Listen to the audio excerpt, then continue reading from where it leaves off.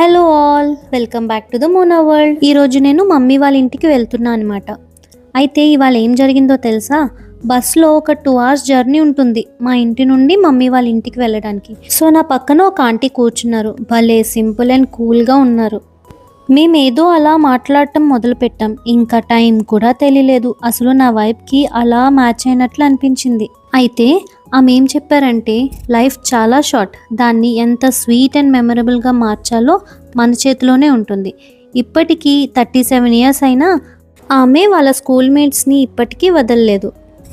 వాళ్ళు ఎప్పటికప్పుడు time spend చేస్తారంట. వాళ్ళతో గడిపిన ఆ మధుర జ్ఞాపకాలు అన్నీ నాతో షేర్ చేసుకున్నారు.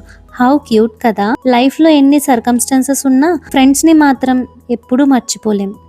అయితే అలా మాట్లాడుతూ సడన్గా ఆమె నాకు ఈ 2 roses ఇచ్చారు. ఏ కారణం లేకుండా, అది ఒక మంచి మనసుతో.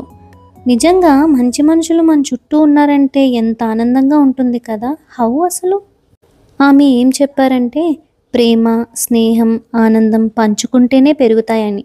నిజమే, మనం ఏమిస్తామో అది తిరిగి మన దగ్గరకు వస్తుంది. ఈ 2 గంటల ప్రయాణంలో ఆమె నన్ను తన క్లోజ్ ఫ్రెండ్లా భావించి తన భావోద్వేగాలన్నీ నాతో షేర్ చేసుకున్నారు. ఆ ఆంటీ ఒక అపరిచితురాల నుండి ఒక మంచి స్నేహితురాలుగా మారిపోయారు. Love is in the air అంటారు, బహుశా ఇదేనేమో. Anyway, just simple mantra, do good and be good. Bye.